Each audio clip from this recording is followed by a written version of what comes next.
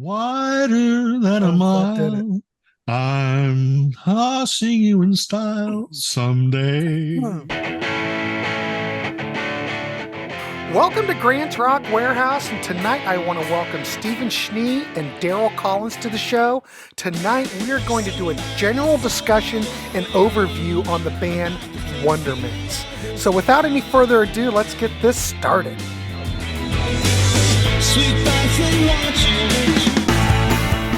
He's in his basement, and he's worldwide. Grant's Rock Warehouse. Grant's Rock Warehouse, and tonight I want to welcome Daryll Collins and Stephen Schnee to the show. Tonight we are going to have a little conversation. We're going to talk about the band, the Wondermints. Wondermints. Well, I still don't know. If it's the Wondermints or Wondermints. I'm just using it in a sentence, so I don't know if it's. That's a damn good question. You know what? I think it's Wondermints. You know why? There's not one CD here that says the. All right, we'll go with Wondermints. Well, we can say the Wondermints because it's not like legal. It's not like we're going to get sued. That's right. That's true. But we're going to talk. I don't think so. We're going to talk about the band Wondermints from Los Angeles. Released 4 studio albums from 1995 to 2002. If anybody has seen Brian Wilson on tour, like the Pet Sounds tour, like in the 2000s, even more recently, the Smile tour, well, the Wondermints were his backing band, for crying out loud. So we're going to talk about these records because it seems like, I could be wrong, but it seems like once they started working with Brian Wilson, the Wondermints kind of took a back seat or dissolved. I don't know if they've ever really dissolved. I know we lost Nick. Nick passed away. I don't know. I truly believe, without asking and without assuming, but I truly believe, that with Nick's passing, the Wondermints officially passed, even though the other guys, I believe, still work together somehow. But personally speaking, these guys are tremendously talented, and I think that Nick was such an important part that Wondermints may not actually exist now that Nick has passed. Mm-hmm. Seems to me like it's the type of band where you had to be on a certain wavelength to really make this type of music that they do. And you can't, no matter how talented, you may have another guitarist come in, probably not really in your sweet spot the way these original band members were. They were on the same wavelength, had a lot of the same passions and interests in music of the past, and you just don't very easily replace someone like that. So it's a really magical chemistry, only because the members of this band, which is of course Daryll and Sahanaja, which I still don't know if that's how to pronounce his name. It could be Sahanaja or Sahanaja. I apologize. Jury's out on that, Steve. Yeah, I know. Nick Willisco, and then you got Mike. I think it's D'Amico or D'Amico. Yeah, and then you had various other. Well, I mean, a super important part of the lineup was Probin Gregory, who played various instruments, including horns and stuff.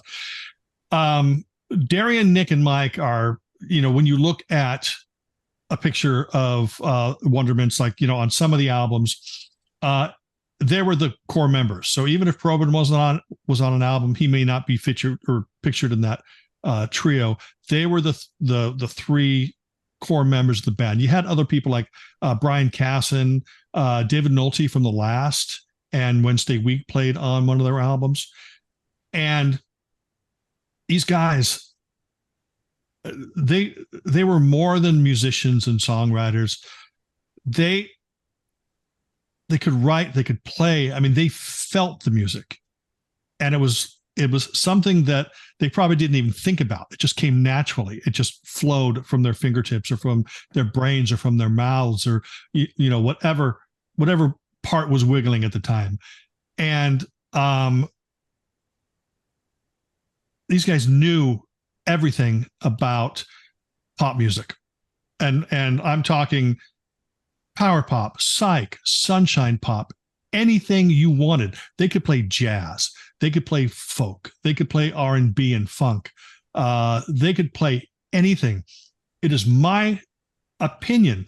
In fact, no, I'm sorry. It is a fact that when you look back at the 60s and you look at all these great albums and all these people that played on them, there were the Wrecking Crew. Mhm. You know, they played on Beach Boys albums, and you know, everybody knows about the Wrecking Crew. I truly believe that we have a Wrecking Crew today. And if Van Morrison or Kelly Clarkson or ABBA or anybody came into LA, they would hire, or they should hire, Darian and Mike and people like Jim Laspisa and Teresa Cowles and Ronnie Barnett and Derek Anderson and all these wonderful musicians, because they understand everything about music. They don't understand, you know, it's not like, okay, yeah, you know, we can read these notes.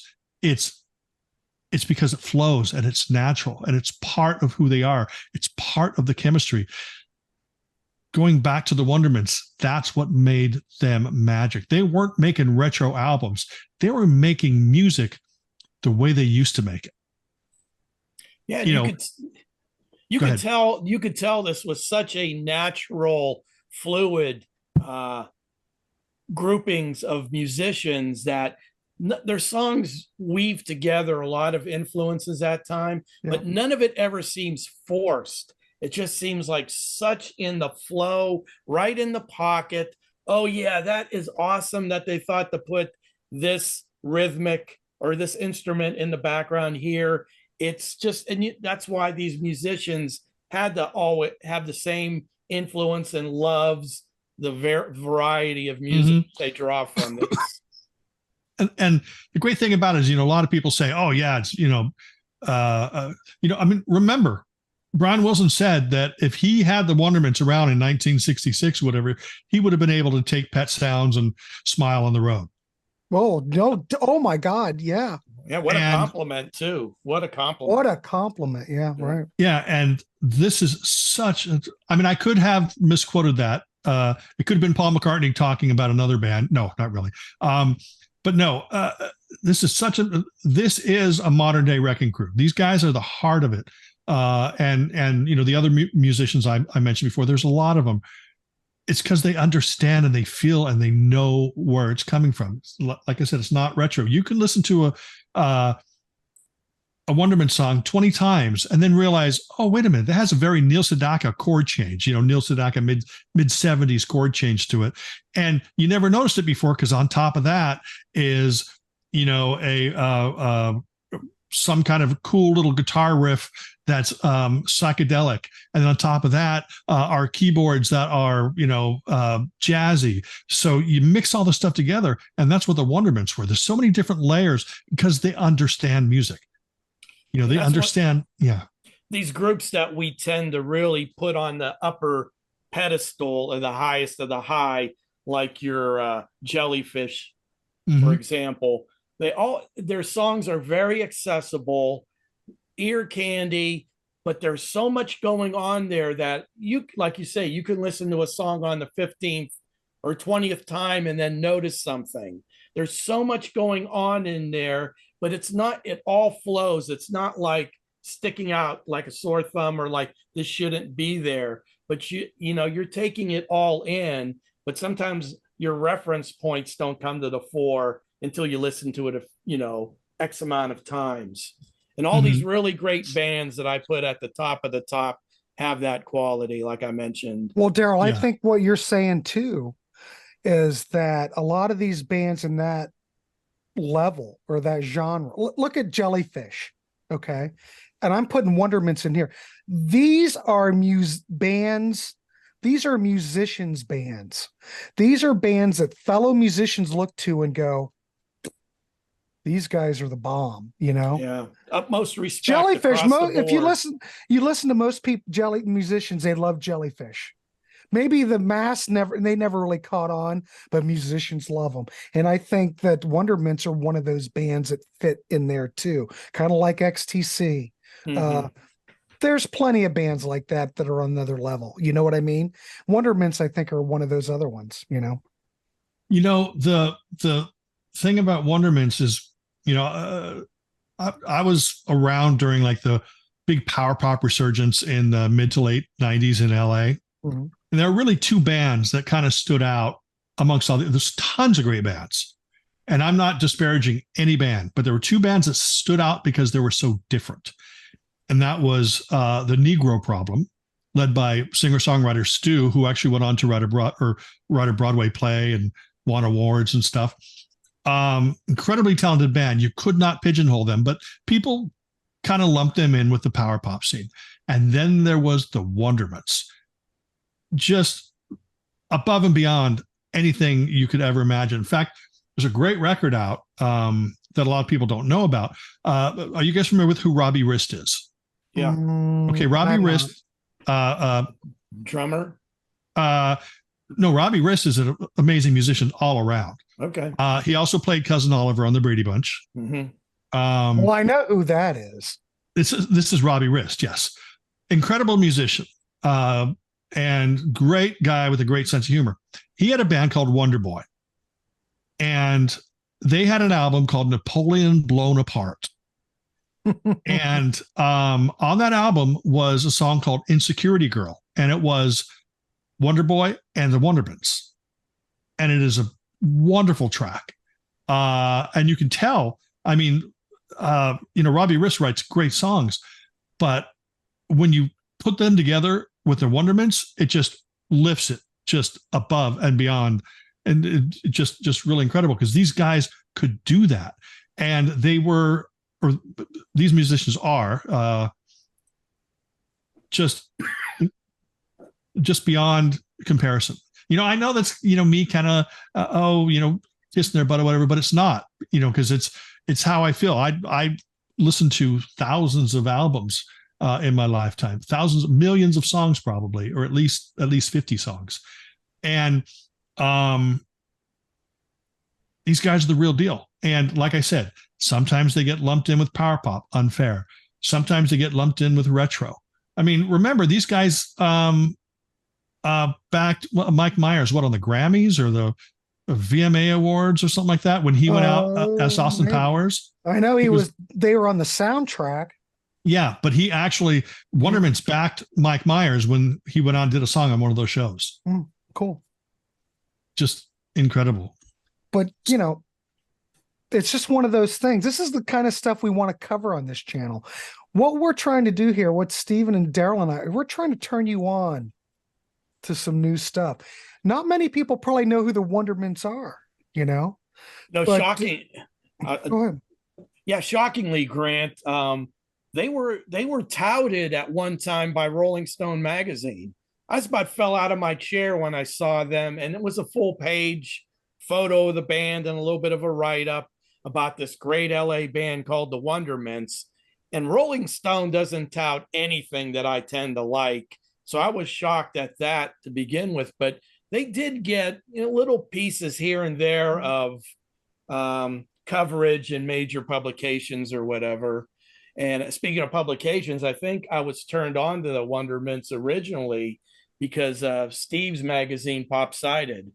In fact, I was telling Grant earlier on that in the same night that I went to the Borders in the town I was living in, or Cincinnati area, and saw the new Pop-Sided with the Wondermints on the cover. Mm-hmm. So I started reading. I think, oh my God, these guys are right up my alley. I went to the music section of Borders, found their first album, and the magazine and the CD both went home with me that night. Awesome. And, so I thank you for that, among other groups. I mean, Pop-Sided was right in my sweet spot, turned me on to a ton of bands I might not have ever heard about. So I'm so glad that somebody remembers it. Yeah, kudos, man. It was awesome publication. Thank you. I owe it all to my co-editor buddy Jim, who's also a big Wondermints fan as well, by the way. I mean, how can you not be? See, I actually want to tell you, I met Darian, I think, before the Wondermints. I used to hang out with David Bash a lot when my daughter was very small, maybe not even born. No, I mean, very small.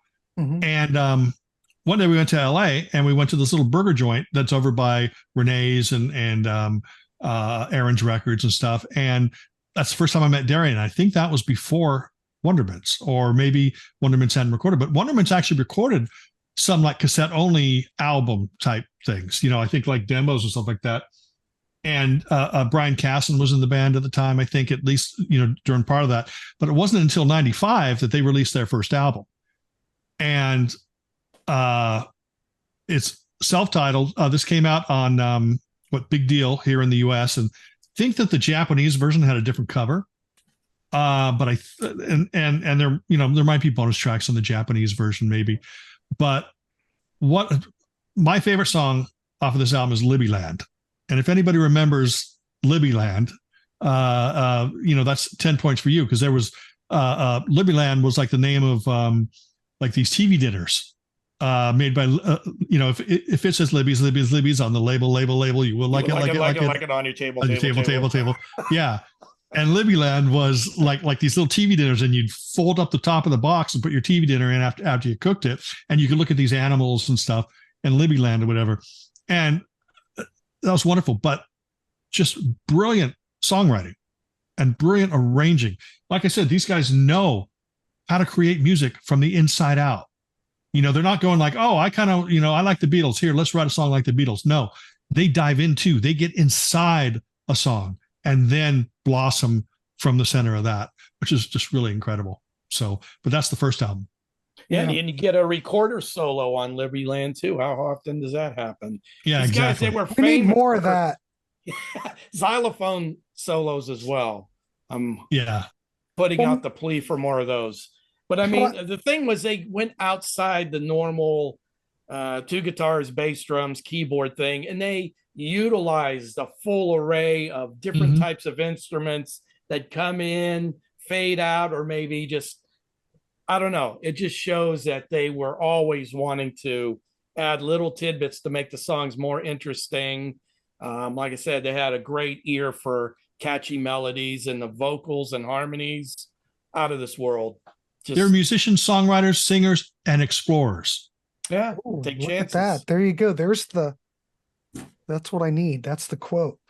Well, I was going to say, maybe Steve, you know more about this. Most of these records or CDs came out. Well, the first album came out in 95, but it seems like all of their releases came out in Japan prior to coming out in the USA. You know what the story is behind that? Japan seems. Go ahead. I think they signed a deal with like Toys Factory or something. Yeah, The Wonderful World of the Wondermints is a covers album. Yeah, it's great. It is. It's absolutely great. Japan is really open to great music. Maybe even more so. You're going to find a lot of American labels aren't that eager to try things, until a label like Big Deal. Big Deal focused in pop, power pop adjacent type stuff. So they were signing bands like Cockeyed Ghost and Wondermints and Barely Pink and BMX Bandits, and they were releasing that stuff here because the major labels wouldn't. But in Japan, they're much more open to it. That's why you get like Rubenu's albums that get released in Japan. They get bonus tracks. And they love their pop music over there. Where here, pop music is, when you say pop, people are going to think Britney Spears and, whatever's top 40. But pop is obviously, as we know, more than that. Sometimes you have to throw in that power pop. But even the words power pop doesn't mean anything now, because people go, oh, I love Green Day. They're a great power pop band. It's like, no, Green Day's not a power pop band. But these guys are song oriented and feel oriented. And, even their recreations, it's not just straight covers. They add their own personality to the songs on this. And it's really, really just a fantastic band. But I think that's why, because Japan is way more open to releasing a lot of that stuff. It seems like the taste in Japan is that they fully embrace melody.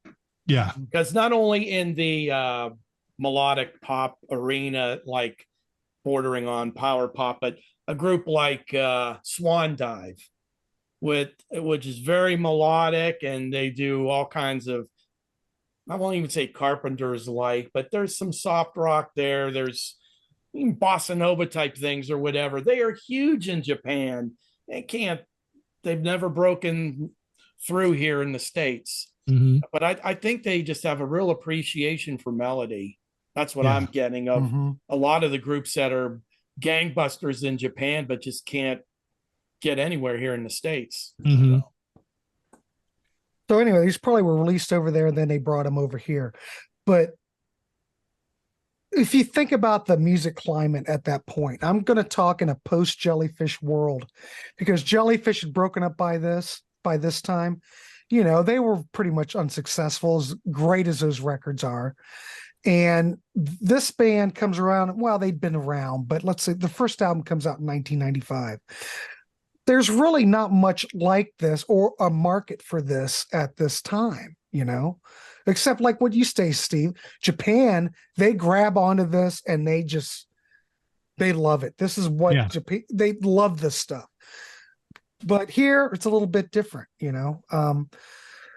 But I think that first album, well, out of all the records, we can talk about these records a little bit. You mentioned that the second album, Wonderful World of Wondermints, is a covers album. There's not going to be many covers albums where you're going to find a cover of, you know, I Guess I'm Dumb.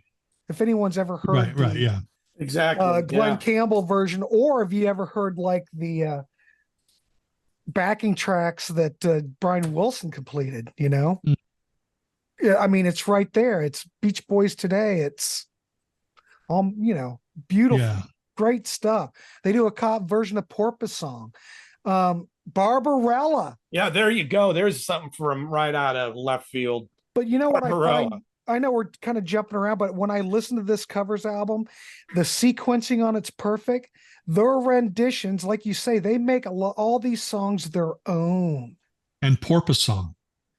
Yeah, no one's done the Porpoise Song since Head in 1968, for God's sake. And if somebody's done the Porpoise Song, they haven't done it as well as Wondermints. No, it's one Arnold Lane. No, they do a version of Knowing Me, Knowing You, for crying out loud. So this album just is almost like a tribute to those bands, those artists that they really enjoy and love. It's like a love letter, kind of, if you want to say that. And there's only one original song on here, right? Tracy Hyde. You know, that's an original of theirs. Yeah. You know, the thing about them is you can hear, like, all the bands they cover on this compilation, you can hear bits and pieces of them throughout the Wondermints' career on their own albums. You know, bits and pieces of the influence. But like I said, they're not paying an homage. It's just that these artists are part of their DNA. Right. So it's just naturally, you know, and this album also features, I think Lisa Michaels might be singing on this album, backing vocals. I think so. And I think Rob Cassell or Rob Castle, I don't know. I think he used to be in Cockeyed Ghost. Yeah. Yeah. He had the great higher register, great harmony with Adam Marsland. Yeah, with Adam Marsland. But that's a great album. Yeah, this one here is just tremendous, and like you said, it pulls from what they love, and of such a variety. You've got Ooh Child by the Five Stair Steps. I believe that's who did it. Yeah, but I mean, it's got Pink Floyd, it's got Beach Boys, it's got the Hudson Brothers. It's a real variety of different artists, and like Steve says, this is in their DNA. This has helped build them into the musicians and songwriters that they were then. It's kind of like this is kind of what we're all about as far as influence. So, yeah, exactly. I know a lot of people probably wouldn't say that this is their favorite Wondermints album, but for some reason I really love this record. I mean, the debut's really gotten, the reviews for the debut really almost all 4.5, 5-star reviews. I mean, all their records have gotten really great reviews, but there's something when that covers album, I don't know. You know, I'll tell you, right in with the rest of the catalog. Yeah, just fine. You see, I'm not a fan of covers albums. Well, I'm not either. Unless the artist honors the songs as opposed to just covers them. You know, sometimes, you know, there's those people out there, you know, everyone always tells me like, Oh, you'll love Sonic Youth's version of Superstar. I've heard it. No, I don't love it. Not even close. In fact, I think it ruins the entire feel of the song. In fact, I don't like it. In fact, stinky poo poo. But tell us what you really feel, Steve. Yeah, how do you really feel about this? well, I'm trying not to curse. But what these guys do with these songs is, as you can tell, they're performed with love and honor and respect. And that's what an artist does. If you want to change it, but don't take away the melody. Don't take away that hook. There are a lot of bands that do that, that just think like, well, I'm going to take that nice little vocal hook at the end of each verse and I'm going to, go up and set it down. And that's really clever of me. No, the Wondermints, if they make a change, sometimes it's for the better. Mm-hmm. Yeah, it's good. Yeah, I do love the covers album, and all their albums are just like at the top of the top as far as if I went to a 1 to 10 rating. The covers album I'd give a 9, but just only because it's a covers album. And right from there, I mean, it's all top. This is top tier too, but yeah, pretty top. With the next 2 or 3 albums, it's just what a run of albums and material that is so stellar from beginning to end. Unbelievable.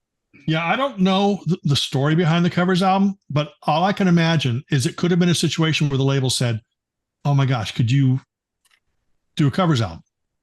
And then they said, "I don't know." And then they said, "We will give you 500 yen." And then they said, "You know what? I thought, yeah, we kind of want to do that." I don't know how much a yen is, but it sounds good. Could have just been a favor, and these could have just been things that they fooled around with and had in the studio. And, the label said, "Oh yeah, we'll pay you to do this." And they said, "Oh yeah, it's going to be a lot of hard work." And then they already had all these songs recorded, who knows? Well, that album came out on Toy Factory in '96, and then it was reissued in the UK on Sanctuary. That's the copy that I've got. Okay. It never was released here in the States. No. Maybe it was just a way to introduce the band to an audience in Japan. And then they tucked in one of their originals at the very end. Right. But who knows? Unless we had, like Steve, you would have access to them to ask that question. But who knows? That could be viable as well. Oh yeah, I could totally ask them that. In fact, maybe one of them might be watching this video on YouTube right now and just might type in an answer. That'd be great. So we'll get good. But let's move on to Bally. Let's look at Bally. Yes. Bally from 1998, another great record. But also, again, this is the band that was not sitting still. This is a band that continued to explore. I think that this album, the first 2 albums set them up, and then, on the top of the roller coaster. And this is the first album when they were just taking this just dive, not down in quality, but just this fast journey through all these different styles of music. Mm-hmm. And this took in a lot more stuff. And of course, and it was still Darian, Nick, Mike, and Probin, plus some guest stars. Carol K. Carol K's on the album. And some amazing songs on this, including there's a song called Cellophane, and I have the Japanese single, and there's a remix of Cellophane on there, and really fantastic stuff. Again, it's an exploratory album. It's an album that touches on so many different moods and feelings, and there's depth and there's layers, and yeah, wonderful stuff. And it's funny that you mentioned the song Cellophane, because that's one that the drummer wrote, D'Amico. That's a song that he wrote, and normally he doesn't, or is not credited with the actual writing of a lot of these songs. Mm-hmm. But that one just stands out for some reason to me. So freaking catchy. As is the whole album. I mean, it's a 10 for me. I mean, I love everything on this, and that's pretty rare for me to have an album and just say it's stellar from top to bottom, but it really is. Well, here's an interesting thing that I find with the best of bands, of which I consider the Wondermints amongst them, is you can have an album and 3 years after you hear, you can hear it 20 times in a row and love it. 3 years later, you could be listening to it and you're hearing it in a whole new way. and you're hearing things maybe you missed before. And it's an album that sort of reveals itself over listens. And the best thing about a great album like this is every day you might have a new favorite song. So today Cellophane might be your favorite song, but the next day something else will, and the next day something else will. And I think that's what makes a really cool album. And I think that, people need to allow these albums to just sink in, and, because it's definitely worth, scouring the world for these albums. I mean, Bally and the next album we're going to make up, or we're going to talk about, and even the first album are the easiest to find. Yeah, Bally. If you go on Discogs and look, there's plenty of copies of Bally. Yeah, still reasonable until after this video and prices are going. Everybody's going to go crazy. But don't forget that Bally did get a release in the States in 2000. It came out in Japan in 98. Yep. Yeah, that's the copy that I've got. Yeah, that's mine as well. Yeah. Yeah, the self-titled and Bally are 10s, easy for me. Easy. Yeah, Bally's right up there in my ranking.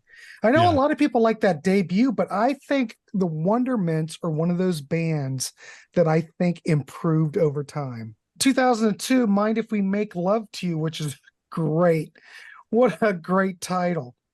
Great. And again, a different album. It's a different album than the first album. It's a different album than Wonderful World of It. It's a different album than Bally, but still a band exploring, still a band writing great songs, and it's all coming from an amazing place. Now, the great thing about this is, this is an album that had David Nolte from the last I told you about already, but it also had Debbie Scher on it. It had, remember when I was talking a little while ago about the Negro Problem? Heidi Rodwald from the Negro Problem plays on the album. It's like a cello or something.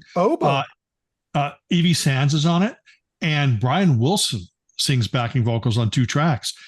And if you thought that the Wondermints harmonies were incredibly amazing, just add Brian Wilson to that, and another level. Amazing. Fantastic.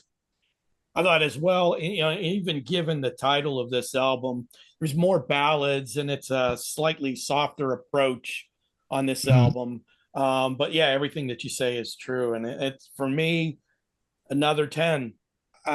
This is just astounding to me. This band and their catalog is right in DC's sweet spot. Truly is. I like Wondermints more than I like Jellyfish. I'm saying it here right now, folks. They're right there with me.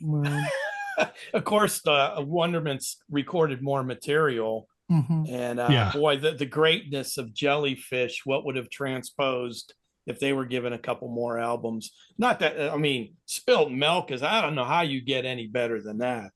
I don't know either. Me, and I'm no spring chicken. Ronnie James Dio's 7th album, maybe? No, well, yes. It all comes back to Dio with Steve. Steve's going to have his own program. He's starting with Metal Hour with Steve. Yeah. I don't know if I could rate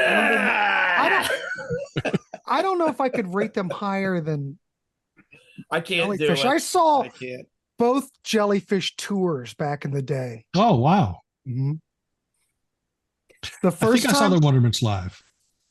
I've only seen them, Brian Wilson, on the first Pet Sounds tour. I must have been like majorly drunk. Actually, that's really kind of funny that I say that, because I don't drink alcohol. So, yeah, I'm sure I saw them probably at Spaceland or something. But that Jellyfish gig, Spaceland. Saw them at the Newport for the first record, and then the second time it was Spilt Milk tour. They were playing on a flatbed truck in an alley in Columbus, Ohio. Amazing. Ludlow's. And amazing. Daryll, you remember Ludlow's? Sure do. Okay. Sure do. So they were where Ludlow's was, and there was a flatbed truck out there. My buddy Sean and I went and saw it, because I was hardcore Jellyfish. Hardcore. And people didn't really know who they were. they just never took off. There were probably, I don't know. Well, you had the bar crowd from Ludlow's there. So, but did they really pay attention to the That's magnificent? We jellyfish?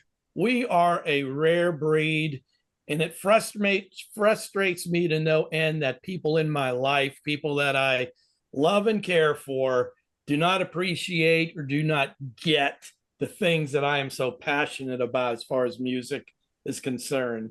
They may like it, but they're not getting it on the level that I'm getting it. Like you talk about minutia. Now you hear when that something like cadence on some percussive instrument comes on that in the second verse or whatever, the things that we pick up and the things that we feel really add to the building of a song or whatever. Most people, it's like.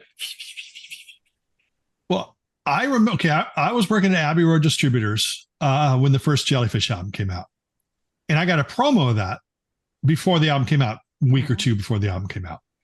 And I remember the label guy saying, yeah, I think you might like these guys. I think it was on Charisma at the time, because Charisma was they brought it back in America. I think it was through Atlantic, whatever. And there was a couple artists that were on Charisma that I kept getting promos of. And I remember taking it home and being freaking blown away.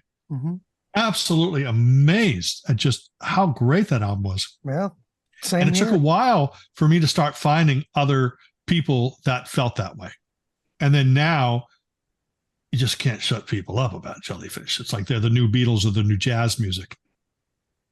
Well, they've aged very well. Let's say absolutely. They're timeless. This is timeless. Wondermints, the band we're talking about right now, timeless.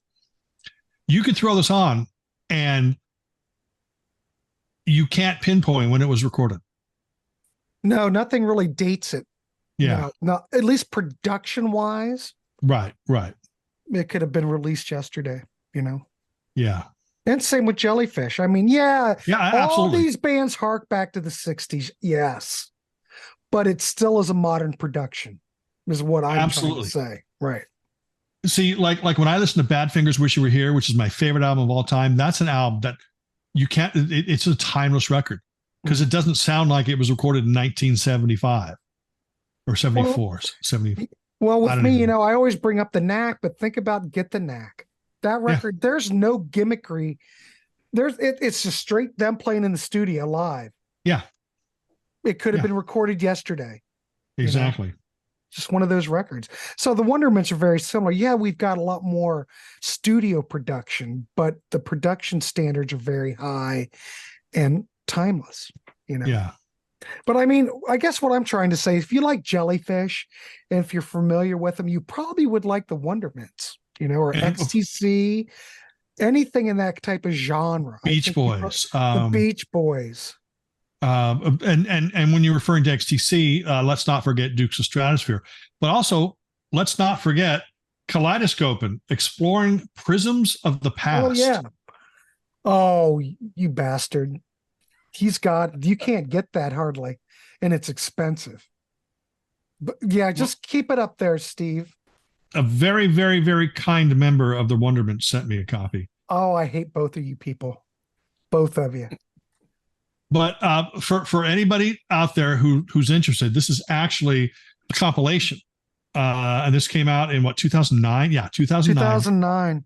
Yeah, and what this does is it I think it contains a couple tracks from their cassette only things. It contains like B-sides, songs that were on compilations. Like there's the two songs that were on the Closet Pop Freak, Austin Powers, or Closet. Was it Closet? It's not Closet Pop Freak. It was Acoustic Pop Freak, or I don't know, whatever. Yeah, Austin Powers, and some just beautiful, amazing song. A Ski Party is a wonderful song. That should be the theme song to This Is Ski Lodge. Oh, there you go. Oh, there you go. Ideas just flying. Yeah, right there sitting waiting for you. I know, exactly. Thanks for writing my theme song, Darian. But this is a great. What needs to happen? Because there's still a lot of Wondermints recordings out there. I think on the cassettes and stuff. Somebody needs to put those out. I know that probably the members of the band are probably hesitant because, it probably sounds ancient to them. And like, oh no, yeah, it's kind of embarrassing or something like that. They may feel that way. But I mean, look at how all these classic artists that we love, that they pull these things out of the archives and people just go nuts and wild about them. Neil Young, good example. Yeah. Beach Boys, anybody, Beatles. It's just because their music matters. I don't think that Darien, and of course, of course, every word we say is dedicated to the memory of Nick.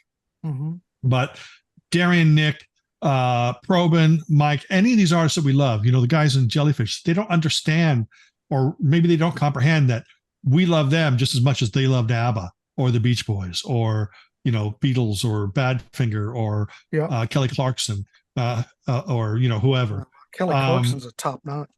Yeah, I don't know why I keep throwing her into the conversation. Yeah, why not? Yeah, why not? We got to get that Kelly Clarkson crowd to watch your show. Or Taylor Swift. Oh, there you go. Good example. Yeah, Taylor Swift. Yeah, Taylor Swift. In fact, but no, if Taylor Swift wanted to re-record one of her albums, come on, Taylor, come out to LA, get the new Wrecking Crew. Let's not call them the new Wrecking Crew. I mean, do you guys realize that there's an act out there touring called Seals and Crofts 2? And it's like the brother of one of them and the daughter of another. And I just think that's goofy. Why don't you call it Crofts and Seals? Or why don't you call it like Susie and Redmond, or whatever their names are? Don't call it Seals and Crofts 2. I mean, that's just like James McCartney and whatever one of Ringo's sons isn't working, going out as the Beatles 2, or one half of the Beatles 2, or it's just ridiculous. Anyway, all these artists need to come out to LA and bring in Darien and Probin, and like I said, Teresa Cowles and Jim LaSpisa and Ronnie Barnett and Derek Anderson, all these wonderful musicians. Get them in the studio, put them in there, and this is the new Wrecking Crew. Like I said, do not copyright the name The New Wrecking Crew, because that's just goofy. How about The Wrecking New? Yeah, that's it. Yeah, I got to copyright that one. God, he's creative. God, wow. No, wait. How about The Wrecking Crew? CRU with the little dots on top of it. E. With umlauts, like Motley Crue. That is very current. Very current with the kids who like that. Let's, the sad fact of the matter with these bands that go out that have nobody that was in the original outfit is that the general populace does not care, or is even aware. They're happy to be ignorant. Oh, yeah, I went to see the Guess Who last Friday night. The only guy left is the drummer. But to them, they saw the Guess Who. They don't have any idea of who's people who. That are spending money to go see Foreigner. Though I know Foreigner's wrapping it up, but Mick Jones barely shows up. Okay, I'm not going to mention my friend's name here because I don't think that he wants me to make this public, but my best friend, Jim, he went to, he went to see Little River Band. Mm-hmm. Because his wife wanted to see Little River. I think it's like his wife and his friend of the family or something like that. Mm-hmm. And they went there to see Little River Band. The only guy that played on Little River Band is the guy that now owns the copyright to the name. He joined the band on bass in like 1985, right? So basically none of the good guys, are there. It's just bunch of American buddies of his, and he goes out and tours with Little River Band. Jim knew that from the beginning. The others, he didn't even mention it to them, and they just loved the show because it didn't matter, because they were hearing the songs that touched them, 20, 30 years ago. And some people just love the nostalgia of the music. It's nerds like us who go, wait a minute, that bass player joined in 97. He wasn't there in 93. This is not the original lineup. I know. God, it's a curse, Steve. Yeah, curse. God, I've done that too. And I've said that out loud to people, and people look at me like, so? Yeah. People don't care. Normal people don't care. It's a blessing. It's a blessing and a curse. I feel like I'm blessed to be born into this body and this mindset that I am able to feel this passionate about music. Yeah. A lot of people, it's just the background of their lives, and it's just not even internalized. It's like one ear and out the other. And, I'm kind of glad I was born the way I was. As as it is at times. Some people are totally into music. Some people are totally into sports. Some people are totally into Ronnie James Dio. It's just who straddles both worlds. He was Some people do, and Taylor Swift. Ball player in his day. Dio could hit the long ball, lay down a bunt. He could do it all. I do want to say that Wondermints kaleidoscoping CD. There hasn't been any on Discogs.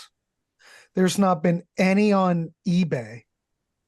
It doesn't exist. It's extinct. Yeah, it's weird. Me and Steve have our copies. So you probably have the only 2 copies. Makes you want to treat me with a little bit more respect now, doesn't it?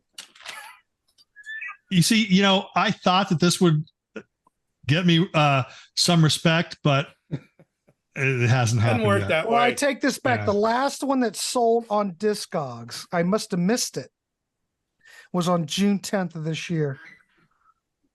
How much did it sell for? Now let's look.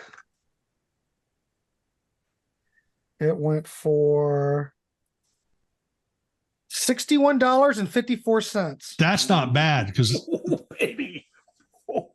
That's not. How much is it worth to you? That's half a trip to the grocery store these days. That.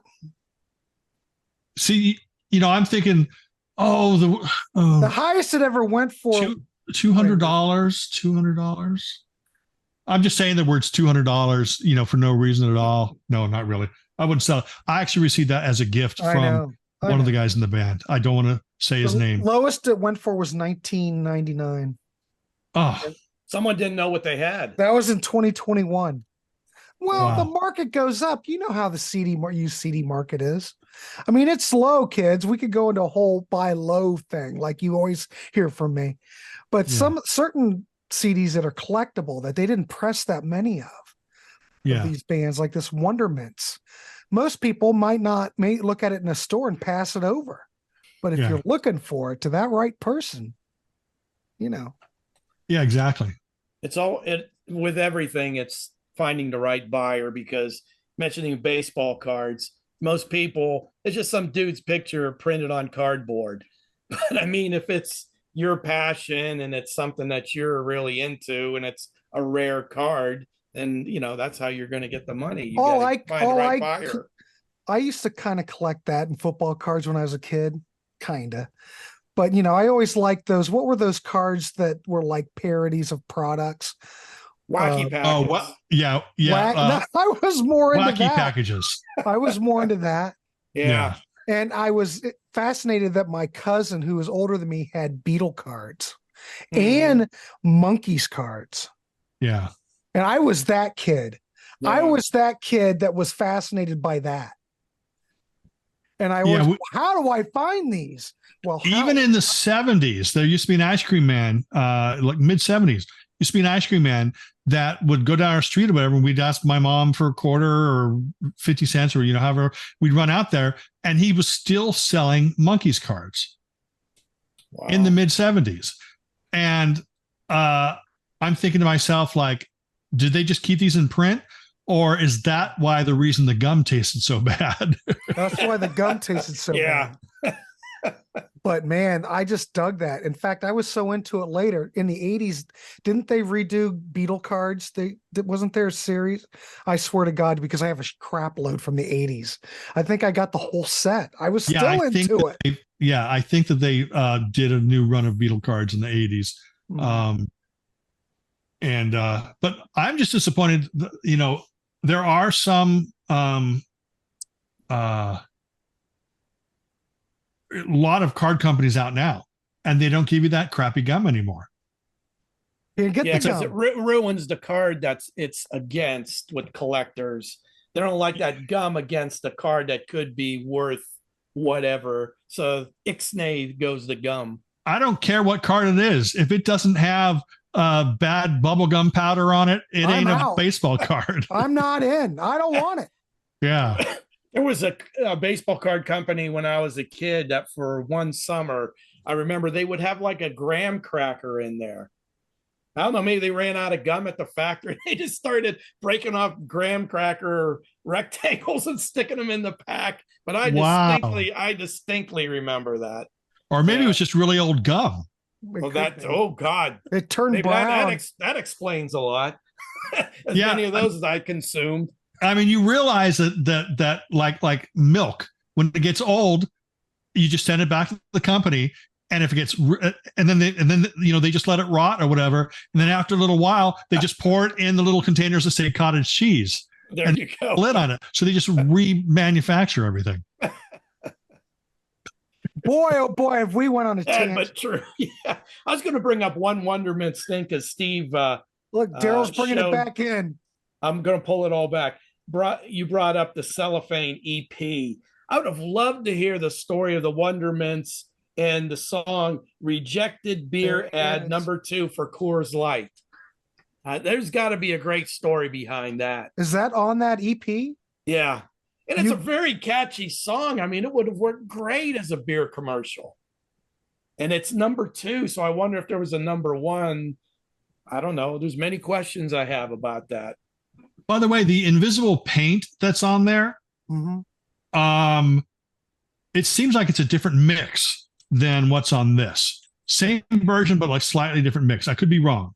You're probably right.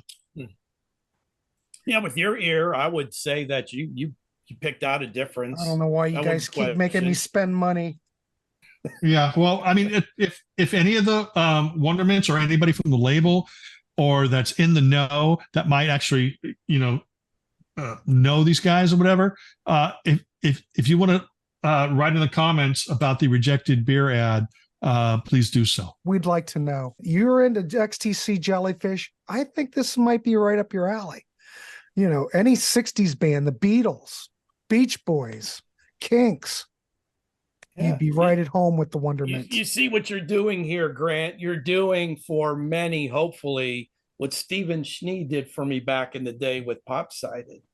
Yes. Exposing Well, we're all people doing to- it. We're all well, doing it. Yeah, exposing people to wonderful music that may have just passed you by. It was never given the exposure it deserved. And if you're passionate about music, which I assume everybody that would be tuning into this is, do yourself a favor and just explore some of the songs on YouTube. But if And any then- of the names that everybody's thrown out here are your loves musically, I think there's no question you're going to love the Wondermints. No question. There you go. And Daryl's testament there is proof that I've been trying to do this for many, many years and just turn people on to music, because for a band like Wondermints, they're going to bring that passion, to you, because not every band out there makes me feel passionate about their music. I like a lot of bands out there, and I'll talk about a lot of bands, but there's a band like Wondermints that just go above and beyond, And people like us need that musical fix more Yeah. now than ever, because you're not hearing it in over the regular radio airwaves. You got to hunt for the really good stuff, and then the Mhm. really good stuff of the good stuff, a lot of times you may not ever be exposed to. So that's why what Grant's doing here, what Steve does with his videos that he puts up here on YouTube, is so valuable to hardcore music lovers who are kind of the same mindset. So there you go. One thing I did want to mention is I'm not trying to push my own channel here or my own shows, but I have a show called This is Ski Lodge that plays music from the 60s, early 70s, soft pop, sunshine pop, melodic, soft psychedelia, things like that. Wondermints, I've always talked about doing a show called Beyond Ski Lodge, just an episode where I play more modern bands, basically from the 80s until now, that feature bands that would slot into that. Wondermints take that music and they take the same type of stuff. So if you listen to Ski Lodge, you like that 60s stuff, this is what the Wondermints are doing now, but they're doing it in a whole fresh new way. Right. That would be so cool to take like the cutoff date of 74 up until now and do a Ski Lodge show presenting and introducing a lot of these artists to that Ski Lodge audience, which I think would be very, receptive. There you to go. That's a great idea. Yeah. You need to Do it on that. your regular time slot. Yeah, I probably will. But yeah. So I will. I've been talking about it for the last 2 or 3 years. I would do it. I think it's a wonderful idea. Yeah, now that I see plus, Daryl's think about it. It would be something. Well, I don't want to say it's new, but you're used to doing the same thing on Ski Lodge. This would just kind of shake it up. Yeah. You'd be going, you got to keep it exciting. You know how it works. Shaking up the cars. That would go on my Return of the 80s. Oh, shit. It's a good one. Yeah. No, but it wouldn't go on Ski Lodge. It would go on Return of the 80s. We just covered Door to Door last night of the Contrarians. Yeah, I know. I know. I love that album. It's my second or third, you said that. depending on the day. Yeah. But you didn't highlight my comment. Thank you. Know what? There was I saw it, but there were so many people. Thank you, Grant. I know. I let you do. I think I did pop it up. I think it's time to say goodbye, isn't it? I think so. Yeah, because I'm getting a little angry right now, a little bitter. A little bitter. I think we've covered it. So we can recommend the Wondermints, kids. We've kept this very loose tonight, but it's all fine. We're all friends here. Mr. Schnee he's thrown up. Yeah. Look at him. You think I would pull my props, but I know you guys have plenty of props. There, perfect. That's a solid chunk of. You can find them, get them. There. I don't know where you're going to find them, but good luck. I wish they'd reissue them. This is better than a Big Mac meal. There you go. It costs a hell of a lot more than a Big Mac meal. But maybe not for long. Not for the way long. Things are going. How many albums does Ronnie James Dio have? I have no idea. At least 7 solo titles. I have no idea. Yeah. I know the first 2, and I've actually got the third one on vinyl. You know what's really annoying? My brain. Because Grant's out there going, I have no idea. First thing that goes to my head is the Any Trouble song, No Idea. Yeah, you're sick. I have no idea that love could move. Yeah. So. All right, gentlemen. Good night, on everybody. That note, when he starts singing. All right, everybody. Thanks for tuning in. River, why? Don't let that turn you away from the Wondermints, friends. But we'll be back for more. God knows what we'll talk about next. I love these guys. On behalf of Stephen Schnee and Daryll Collins, I bid you all good night, and we'll see you on the next one. Gentlemen, do you have anything to add before we one last word or anything? Water. There you go. Thanks, kids. We'll see you. Good night. My everybody. Huckleberry friend.